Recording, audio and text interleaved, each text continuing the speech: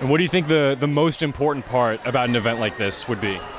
Really, I think because we're all at a pivotal stage in our lives as young people, to introduce this concept to us, the power that art has to inspire change at a young age, it prepares us for the future to make meaningful connections and inspire meaningful change going forward through college and beyond.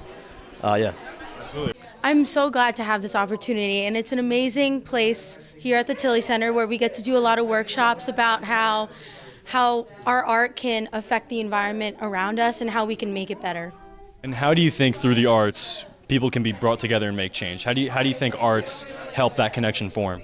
I feel like through our art, like through songs we write, musicals we perform, like roles that can communicate different messages to different people, and that connects us all, and that like provides the message of hope and resilience and like all the things that our world needs right now, but especially through music and art and theater. Now, welcome to the stage, Kristin's music director, Mary-Mitchell Campbell, and the one and only Kristin Chenoweth.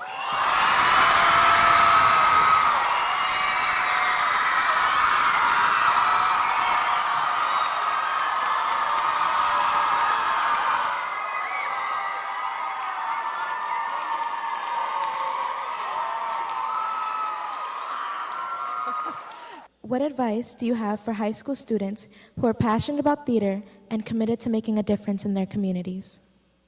I say as long as you have the passion for theater, do it, like I said earlier.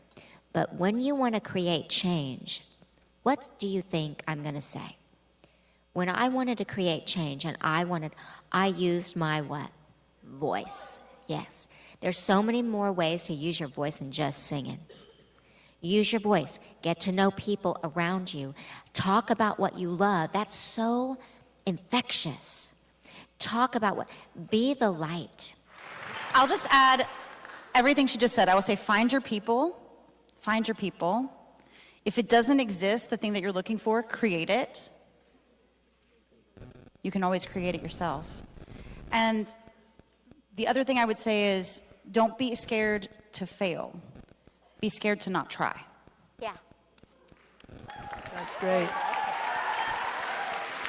I mean, if you guys want a list of all my failures, I'm happy to give them to you. But without great risk, there can be no great reward. Without great risk, there can be no great reward. Say it with me. Without great risk, there can be no great reward. There you go.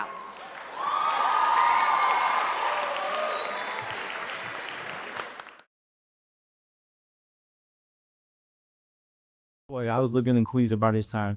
I remember I was in my grandmother's house and we was watching CNN for some reason. I don't understand why, but we was watching CNN. And the picture, I guess this is around the time that America had just reacted to the passing of Trayvon Martin. And picture, they had the picture up in the black and white in the hoodie. And as a young boy, I didn't know what I was watching, but for some reason I was intrigued. And I didn't like how they try to paint him in a narrative like this was a young boy that just passed away. And after he passed away, you try to paint him as like a thug or a beast who has no way of being reformed. I didn't like that. So I vowed to not only myself, but to my own people that, you know what, I'm gonna fight back against that whole portrayal that we're more, nothing less than human. You know what I mean? So with everything that I do, whether it's the actings or the rapping or the speeches, I try to paint a picture that is, different from what society has tried to paint us as.